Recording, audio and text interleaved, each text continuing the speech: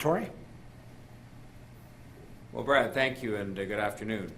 Today we're providing an update on the City of Toronto's preparations underway now for COVID-19 vaccinations. While we continue to manage the overall pandemic and the emerging concerns we have in regard to the new variants, we are not losing sight of the future and the hope that the vaccines bring for us.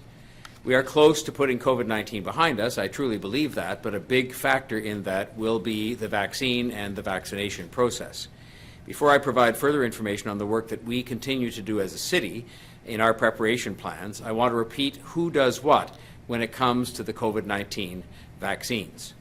The Government of Canada is responsible for obtaining the supply of COVID-19 vaccines. The Government of Ontario has responsibility for distributing those vaccines and for deciding who gets vaccinated, when, and where. The province will also be running the vaccination registration system when the time comes, which, without oversimplifying it, will be when we have a large amount of vaccine supply for mass immunizations.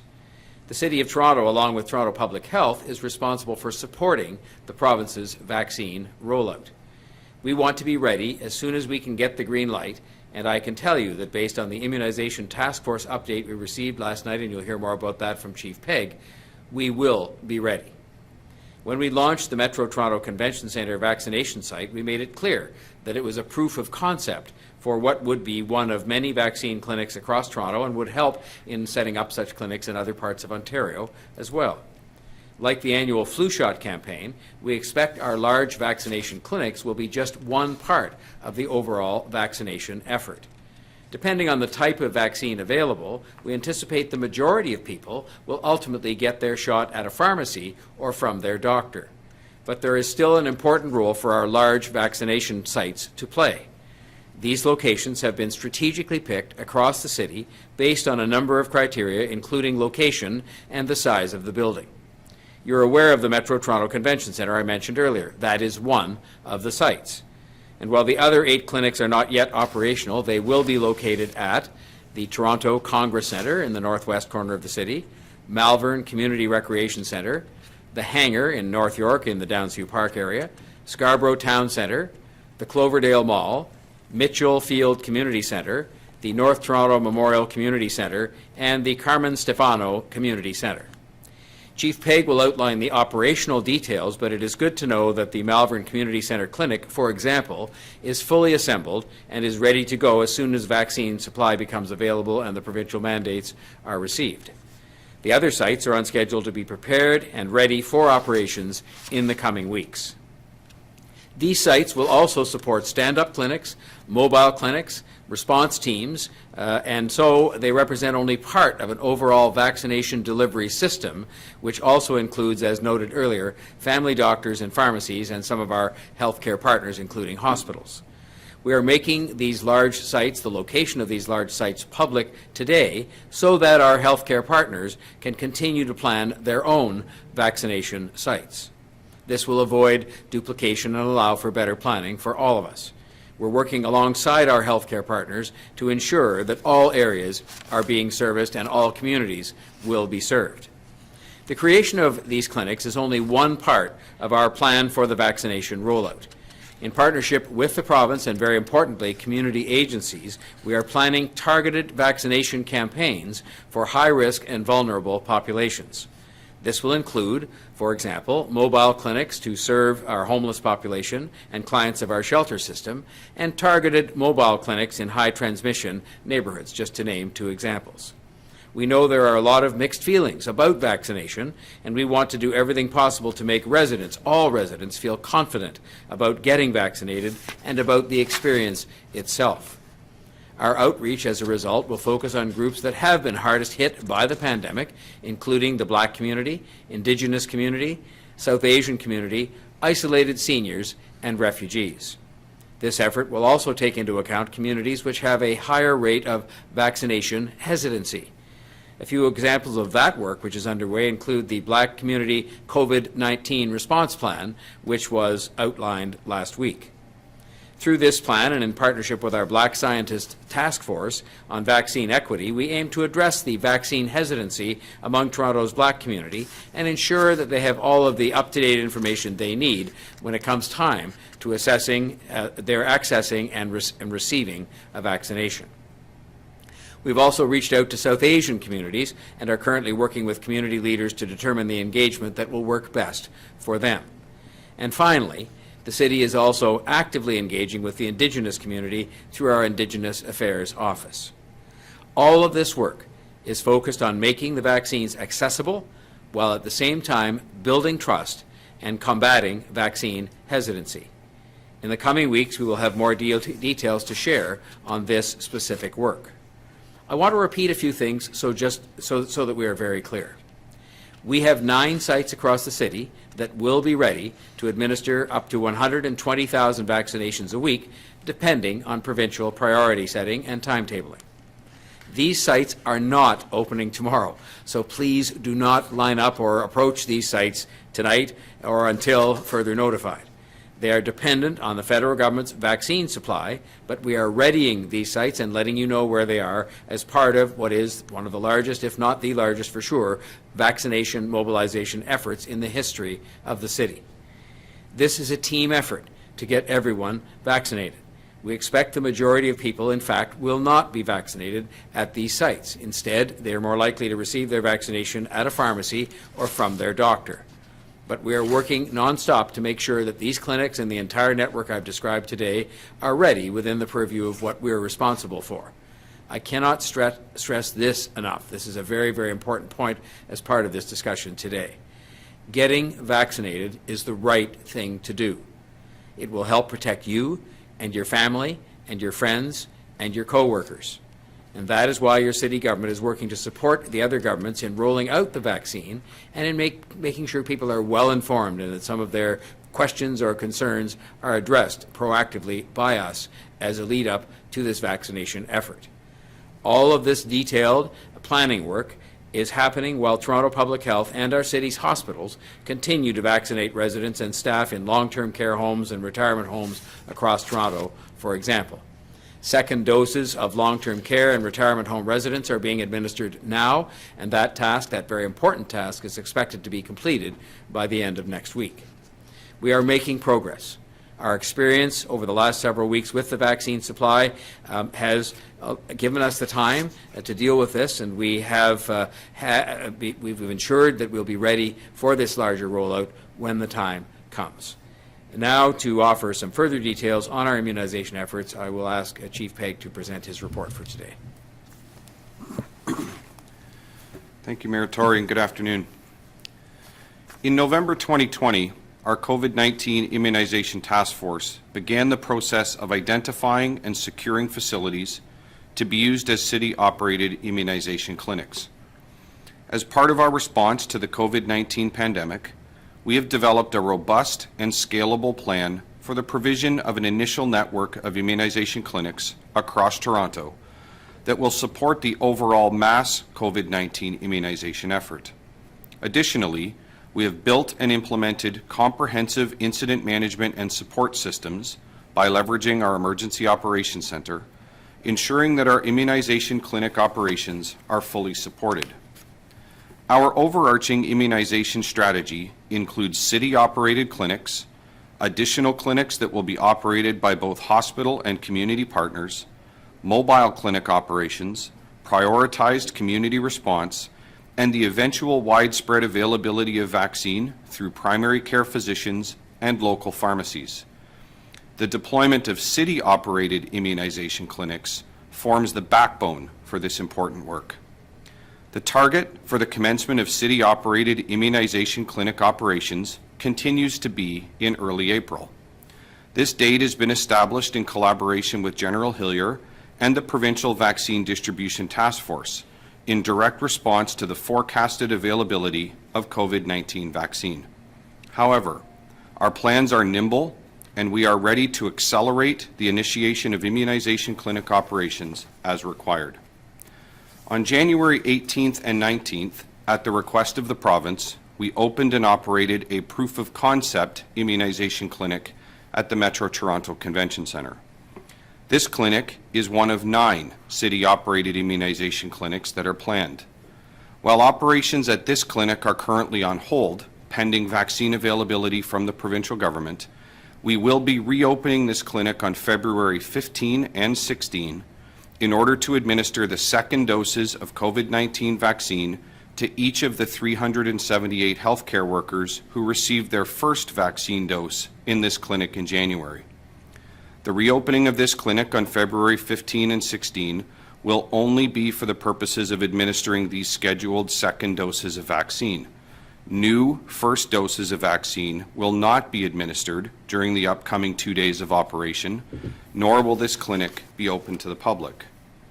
Each of the 378 healthcare workers who received their first dose during the proof of concept immunization clinic have been scheduled to attend on either February 15 or February 16.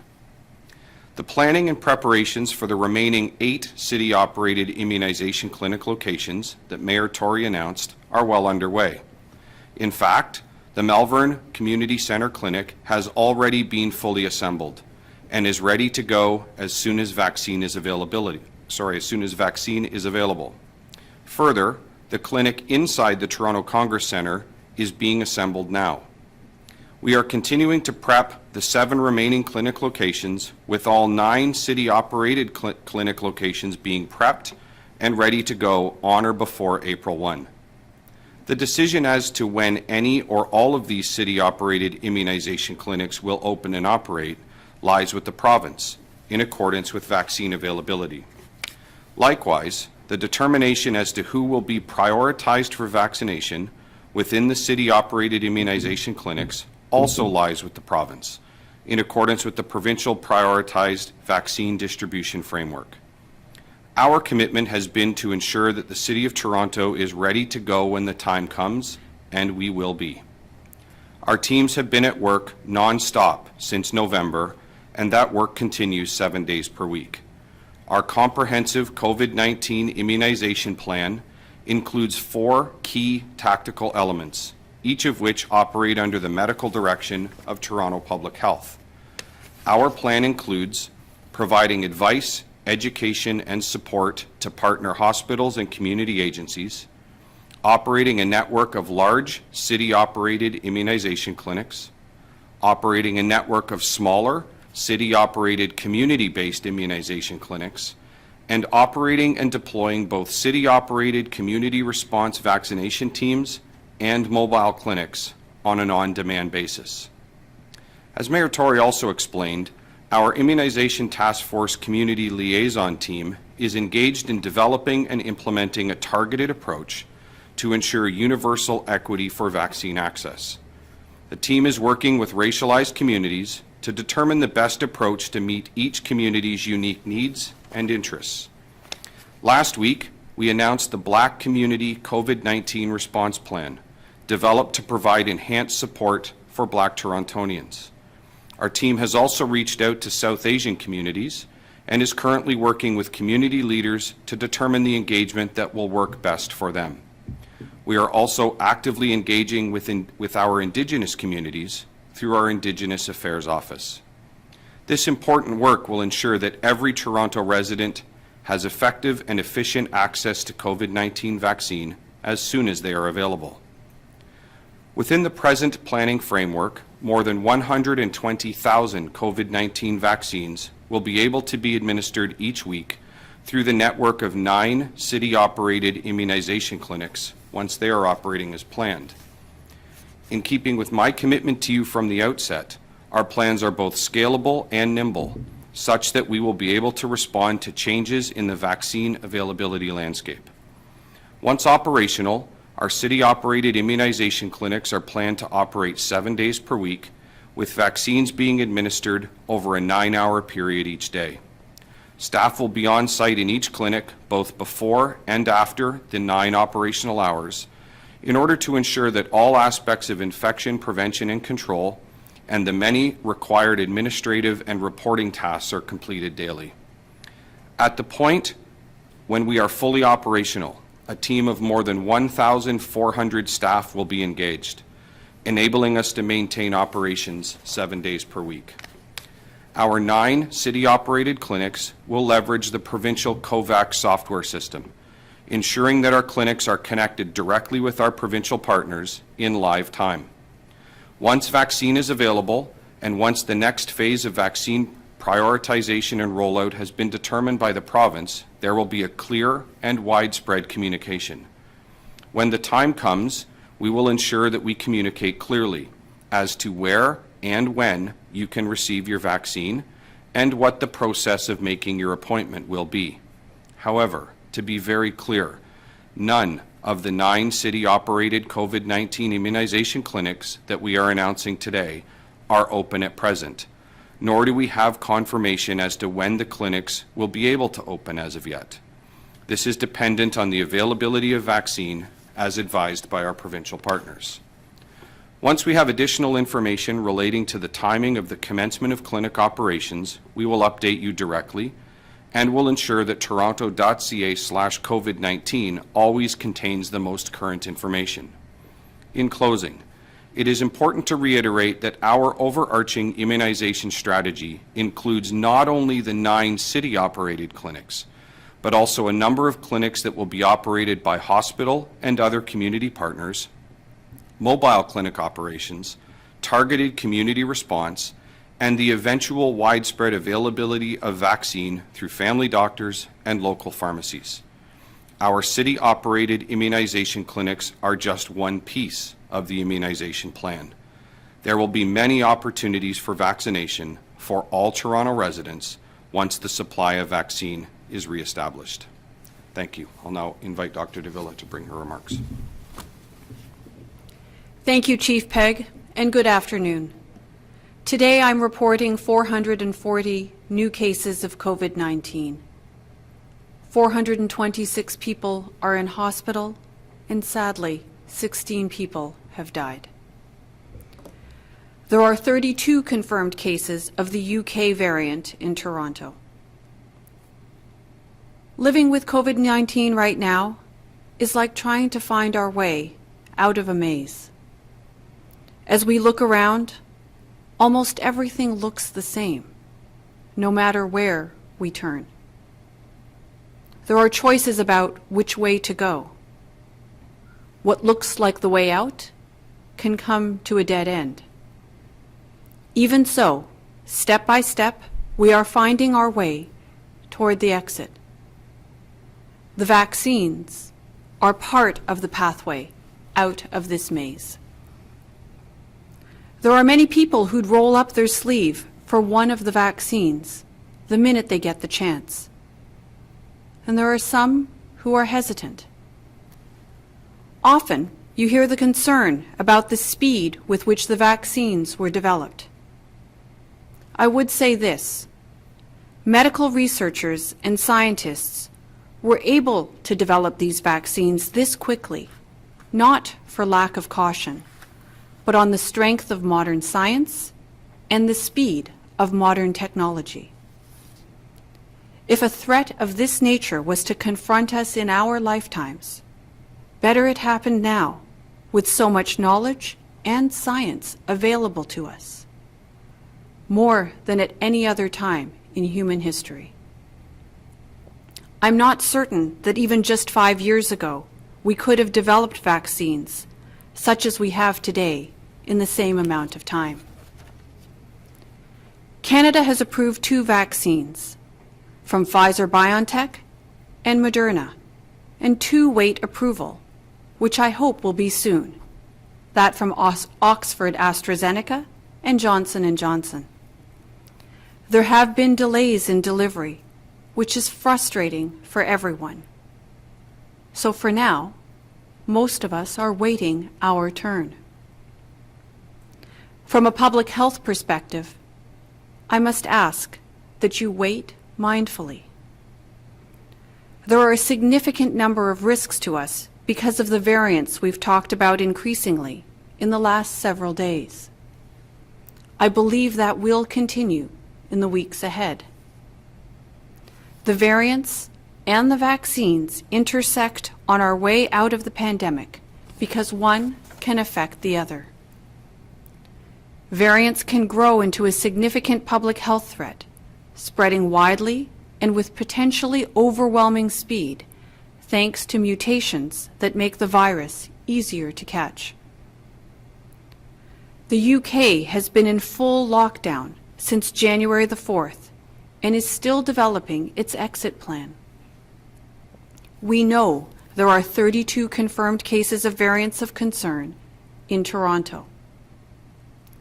The variant spread from elsewhere gives us every reason to believe variants will spread here in the same way.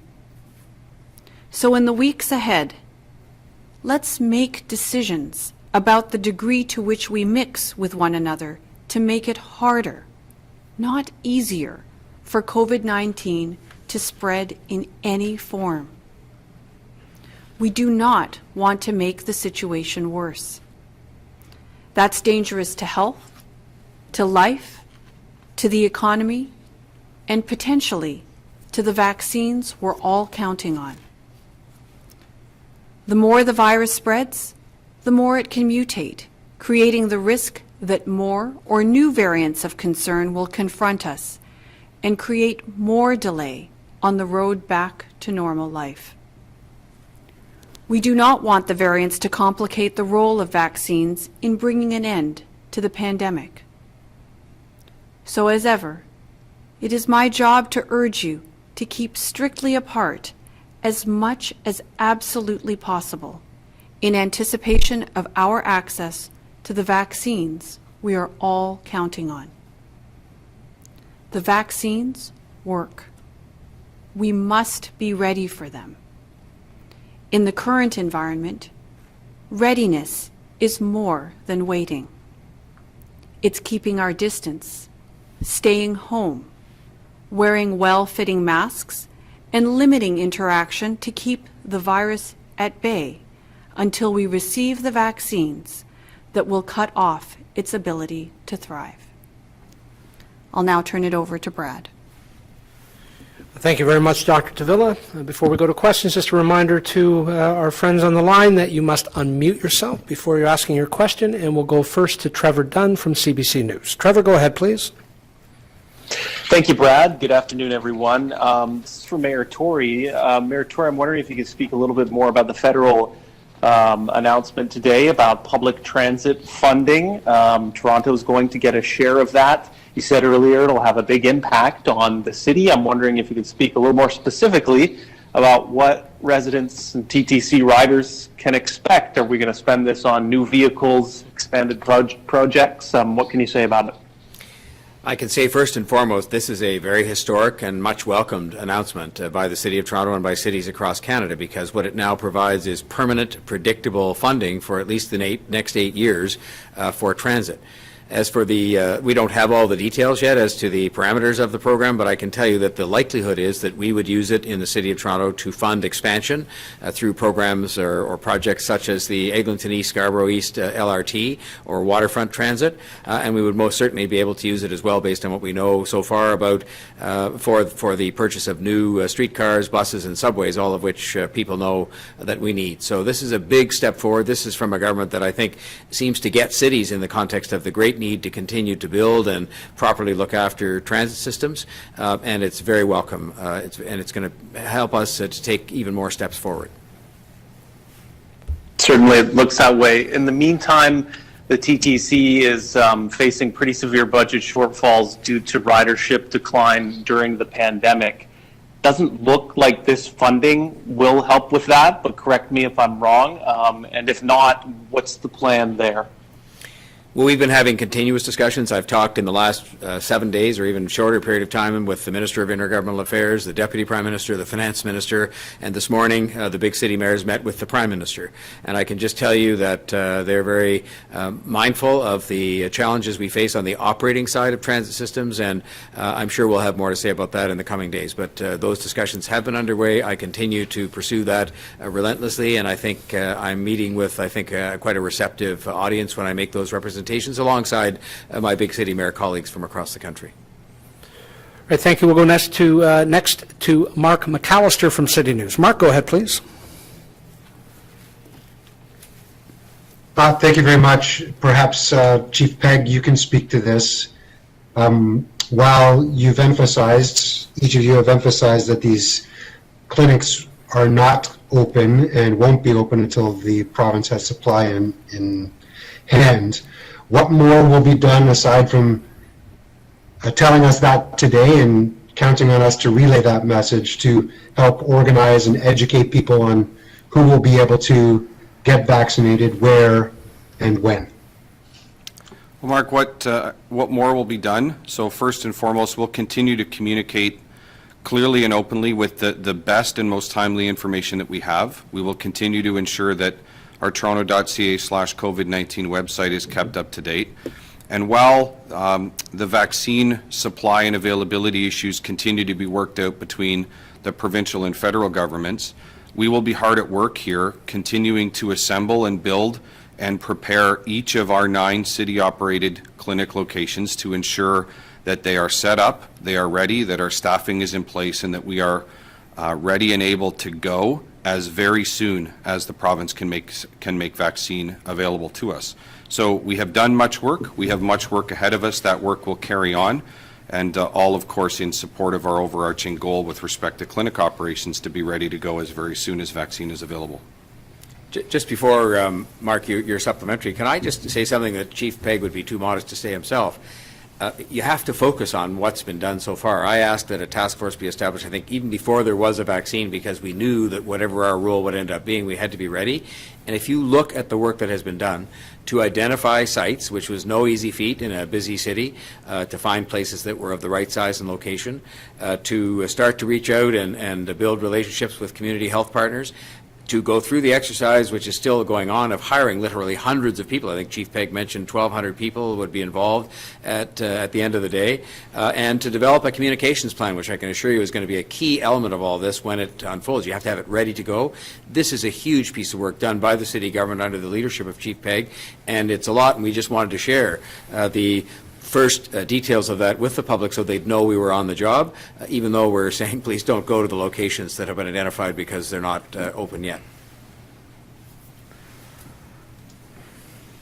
Thank you, and perhaps this is supplementary material that will come as the locations start to open, but can you give us a sense of what the capacity will be and how many people can be brought into those 9 locations at any given time?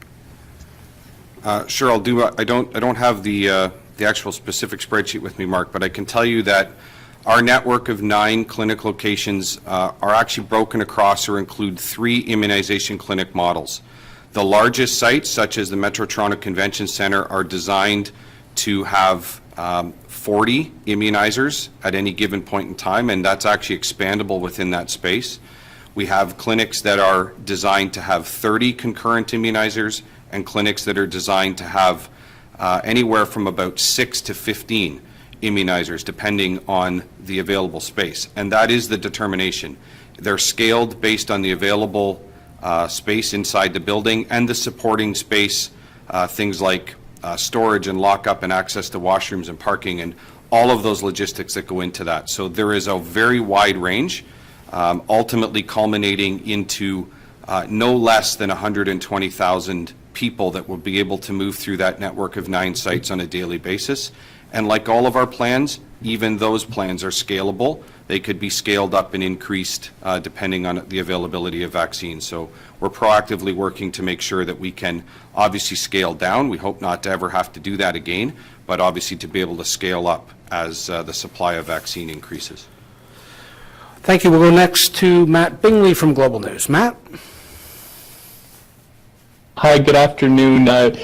Chief Pegg, if I can follow up on Mark's question there, I'm just wondering how, if you could just give a little bit more clarity of how people will be told where to go. And you were talking about the vulnerable populations, how you will be keeping track of people and making sure that they get their second dose. And if I could just squeak one little supplementary into for Dr. Davila, you talked about mutations. Could you just provide just a little bit more clarity of how concerned you are about it actually mutating here?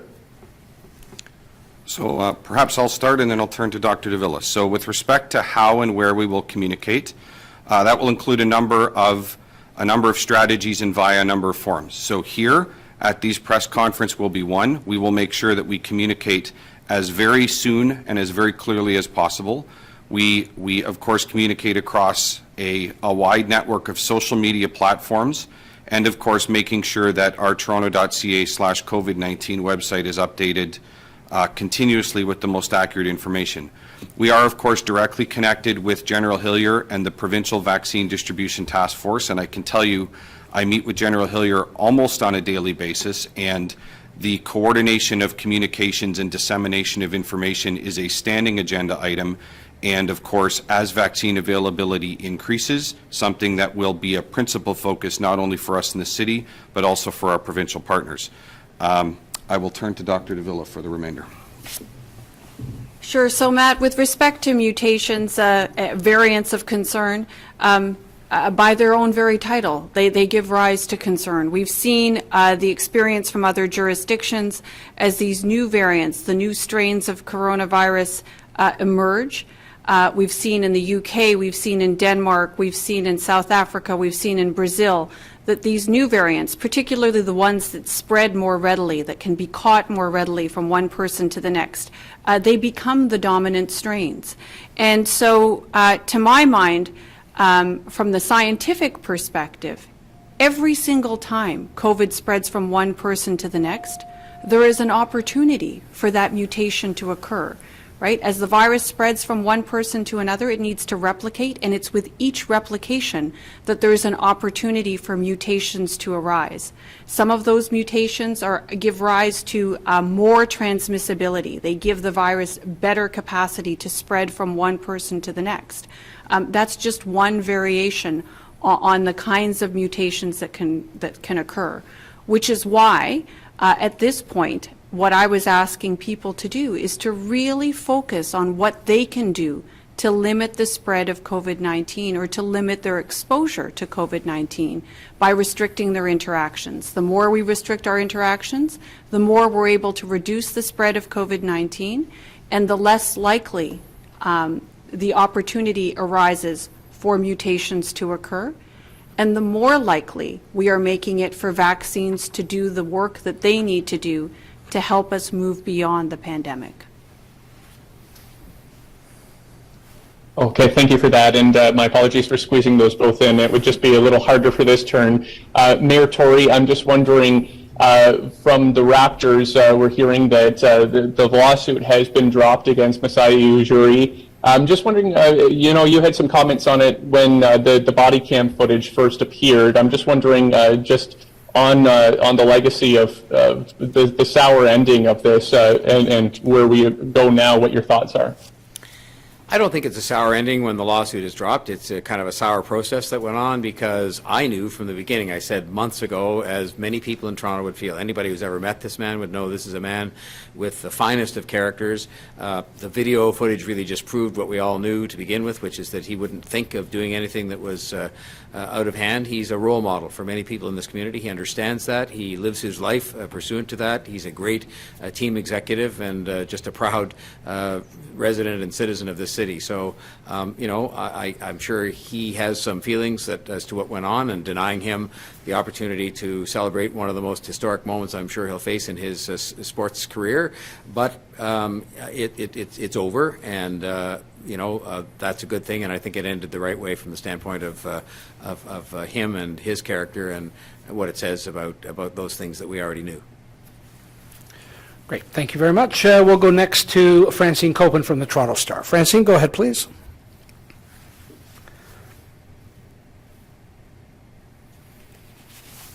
Hey, Francine, you just have to unmute yourself there. If you're on a phone, it's star 66. There you go. Go ahead, Francine. Oh, hi. Can you hear me? We can, yes. Okay, great. Sorry for the delay. That's okay. My question is for Chief Pegg. It's been pointed out that the majority of people, it's expected, will get their shots at their doctor or at a pharmacy. And yet these clinics will be operating, these 9 clinics will be also immunizing 120,000 people a week. So who's going to be sent to the clinics and who's going to be sent to doctors and pharmacies? How is that going to be divided up? Yeah, thanks, Francine. So the decision with respect to the prioritization of vaccine administration, so perhaps in easier terms, the decisions as to who will be vaccinated and when and in what sequence and time frame and priority lies with the province of Ontario.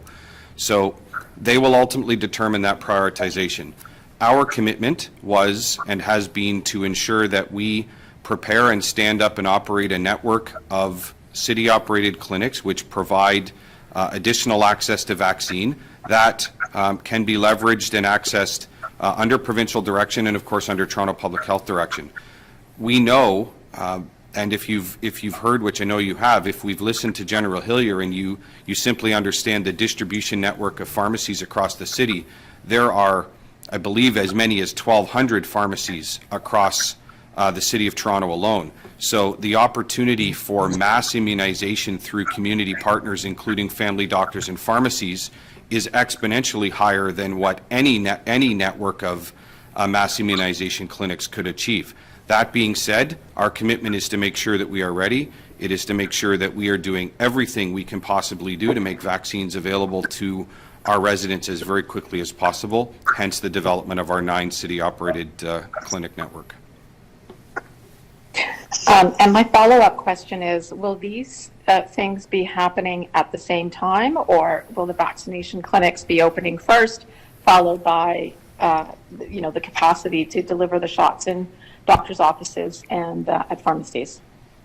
So that as well remains to be determined and will, again, ultimately be determined by the province of Ontario, with the principal deciding factor being the ultimate availability of vaccine. We are all eagerly awaiting the day where we have virtually unlimited or literally unlimited access to vaccine, and ultimately our collective goal, both from a city perspective and a provincial perspective, is to have all of these mechanism and means of immunization open, running concurrently, with the simple but overarching goal of affording everyone who wants a vaccine access to that vaccine as very soon as possible. But we are dependent on the supply of vaccine from the province, and they, of course, as Mayor Tory pointed out at the start of his remarks, are dependent upon the procurement and supply of that vaccine from the feds. We eagerly await those shipments and the increase in that availability. I'd just like to make one more comment, which is beyond all the work that Chief Pegg and the task force have done within the city government to get these clinics identified as to the sites and start to staff up and make sure they're properly equipped. We're not waiting to get on with some of this work that we have to do with regard to, say, vaccine hesitancy. And one of the reasons we announced last week we're establishing the Black Scientists Vaccine Task Force was so that that very task force and members of it are starting to conduct town halls to deal with getting out public information and addressing vaccine hesitancy, for example. And a lot of that kind of work and the establishment of those sorts of relationships with community health partners is being done now, so that whenever the day comes that the province gives the green light in terms of supply and other issues, we're ready to go. That's the whole objective of today, is to indicate to people that on many fronts we have been doing a lot of work under Chief Pegg's leadership and that we're going to be ready. All right, thank you. Final question is to Natalie Johnson from CTV News. Natalie, go ahead, please. Hi there. I'm just wondering if you can tell me how people will sign up and make appointments for vaccination at these city-run clinics. Is this going to be done through the software portal that the province is setting up, or does the city have a separate system for that? Hi, Natalie. It will, in fact, be a function of the provincial system that is being set up. So our clinic operations are entirely based upon, and in fact standing on the foundation of the province of Ontario's COVAX software system, and they have been hard at work and continue to be hard at work, evolving and continuing to expand the functionality of COVAX to include registration and scheduling modules. So at such point in time as we're able to open these clinics, we will rely on the province of Ontario's scheduling system, and all aspects of our clinic will be directly connected through COVAX, which will, of course, give not only Dr. Davila and the Toronto Public Health team, but also the province of Ontario lifetime access to clinic operations and vaccine administration rates and dosing and everything required from a logistics standpoint. Thanks. Just as a follow-up, I understand that the system that the province is going to be implementing is the same software, or at least part of the same software that's being used in some American states, including California. It sounds like there have been a number of glitches with the software in use for vaccination booking in the States. I'm wondering if you have any concerns about how that rollout will play out here. I have no visibility into the software systems that are operating in the States. I can tell you that we have established a robust network of colleagues from across North America that I meet with once a week and discuss this. Those concerns have not been raised with me. That being said, I will say that the COVAX solution is in fact the same solution that we operated and that we evaluated during the proof of concept operation at Metro Toronto Convention Centre. It has been used and is in use across the province, and all of the lessons learned that came out of the proof of concept operation at the Metro Convention Centre in January have not only been compiled in the city, we've had the opportunity to share them directly with General Hillier's team in the province, and I can attest, because I'm on the daily meetings, the province has been working non-stop at evolving that and ensuring that there is a reliable, consistent and robust software platform and the hardware associated with connecting to it, availability to support not only our city-operated immunization clinic efforts, but the immunization clinic efforts and immunization efforts en masse across the entire province of Ontario. So a lot of work going on, but we look forward to benefiting from all of the good work that's being done by our provincial colleagues. All right, thank you very much for joining us. That concludes today's briefing. Our next briefing is next Wednesday, February 17th, as Monday is Family Day. So please stay well and enjoy your weekend. Take care.